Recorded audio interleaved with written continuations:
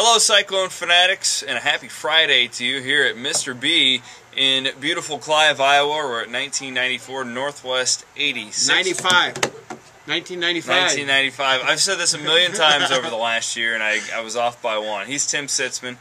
I'm Chris Williams. Even if they would have gone to 94, they would have seen. They would have found us. They'd have seen the sign, and what a beautiful week we've had this week. And it's a beautiful Friday, and we're getting ready for a big game. And I predicted a tough game for them a few weeks ago.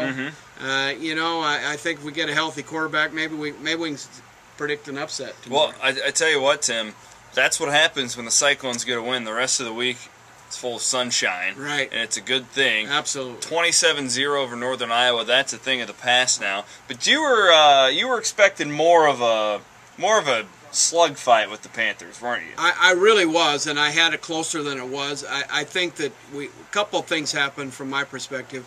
I would have liked to see the offense produce a little more, but I think the defense is coming on, which is a bright spot. You know, I think this offense, you and I have been talking about from the beginning of the year, they're going to click, and one of these days we're going to see the offense we all thought we'd have, and we've seen it at moments. But I think that if we're going to win against Tech this weekend, we better see that offense work a little bit, because I think the defense has got its work cut out for them. I think you're 100% correct. Tim, the thing I want to talk about today, I want to point something out. We've talked all year, all summer, about how hard Iowa State's schedule is. It's still the case. It's still a tough schedule. But now look at some of these games. At Oklahoma, a team who's been tested literally every time they've gone out there other than a Florida State game. Then you have Texas, who lost to I don't know if I want to call them bad, but not a great UCLA team. They got punked by the Bruins, a team that Kansas State beat. Utah, I've always felt, is a game Iowa State probably won't win, but it's a winnable game. It's at home. You look at Missouri, who I think's down. Colorado's a very winnable game on the road. Kansas, they should win at Jack Trice Stadium. To me, I mean, there's all the negative stuff we can talk about with the offense, and that's fine, but I'm looking at the schedule right now, and all of a sudden I'm saying, you know what? There are a few more win opportunities planted deep into this thing than I thought. You know, I think if you look at Division I football, there's a lot of parity out there. There's a lot of teams that you think, there was a close game here.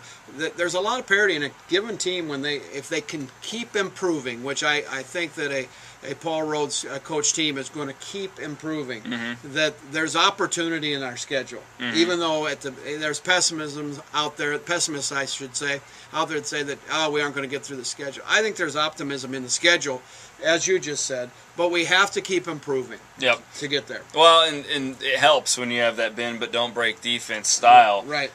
Because and I had somebody put it very well to me earlier in the week, talking about Iowa State's defense.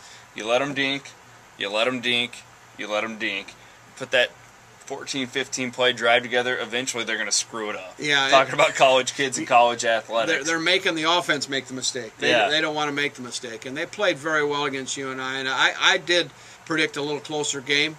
The turnovers obviously went the Clones' favor, which is great. I think you create your own turnovers, and the defense played terrific. You know what bothers me, Tim? It's when not only myself, but when you or anybody makes a prediction.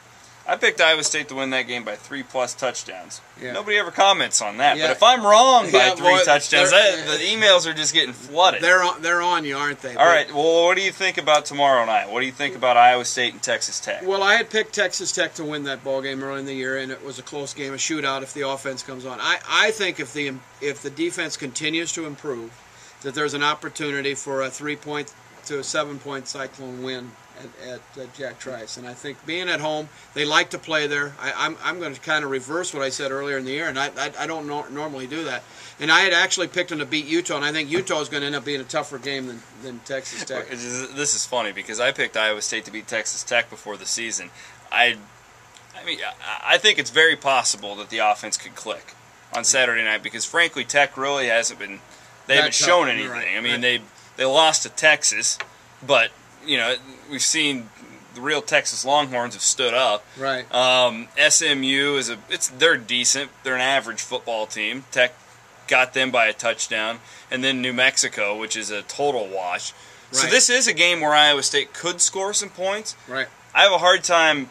I'm just thinking, the Clones barely got on the board against Northern Iowa as far as their offense goes. Offense was strong. How in the world are they going to do it against Texas Tech? I'm going to pick an Iowa State loss on Saturday night. But, and Brent Bloom, who does the podcast with me at Cyclone Fanatic, he was kind of leaning towards an Iowa State win. Things starting to click, so I definitely see where you guys are coming from. I reversed mine. I don't normally do and that. I did too, which is really odd here. I really kind of thought in the beginning the Texas Tech with their wide open offense, but I think they're struggling a little bit down there. New coach, new position there, and I don't know that they found themselves yet and what they want to do. When you go on the road, it's even tougher to find where you're clicking. So I'm kind of reversing my prediction, but I think it's going to be close. I'm starting to think this is how I think the season's going to go. I think that the Missouri game on November 20th in Ames, it's going to be freezing cold. Very, very important. I like Iowa State in that game based off of what I've seen from both teams so far. Now, and I think they're going to lose to Tech, and I don't think Iowa State will beat Utah. You're going to have to sneak one somewhere. Right. You're going to have to somebody. Maybe upset a Texas who's hasn't looked so great. Maybe Utah's that upset game where you sneak up on a team. Right. They're going to have to do that, I think, to get to a bowl game. There's going to have to be a Duke. Maybe it's Nebraska again. Could be. They're coming to town. Who knows? It's going to have to be one of those games that you're not expecting, like what we saw in Lincoln last year.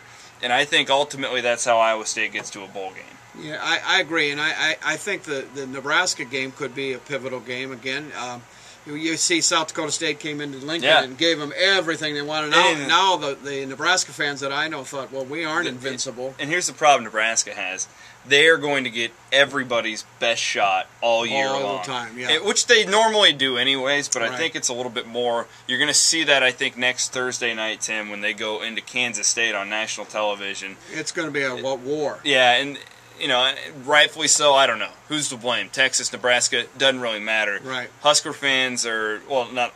That team is going to have to be very mentally strong throughout the year. So I think it's a deal. I don't think Nebraska runs the table. I think somewhere along the way somebody's going to get them. Somebody's going to knock them off because I don't care how mentally tough these kids are. Bo Pelini is. That's a lot to ask of that team. It's really, they're still young on the offensive side of the ball. Going to the new conference next year, everybody's going to be shooting at them, and rightfully so.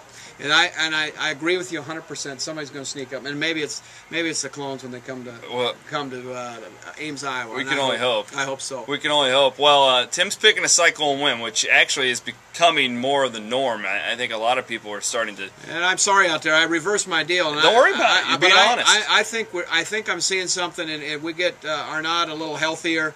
That defense is coming on a lot quicker than I thought. I saw better team kind of defense. Defense is playing well. Tim, what's going on at Mr. B's this week? Mr. B's is loaded for bear. We have all kinds of fall clothing. We're getting a little Christmas in the air. It's time to come out. And Christmas already, huh?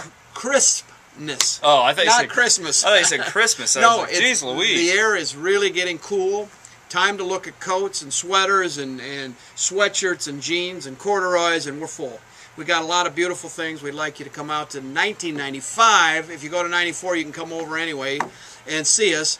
And we have a great staff to help you out, and I'm usually here. Chris knows that, and we'd love to have you come to Mr. B. Thanks, Tim. Thanks. It's fun to talk with you, and go Clones this weekend. Yeah, we'll see you next week, hopefully talking about an Iowa State win. Stop by Mr. B's here at 1995 Northwest 86th Street in Clive.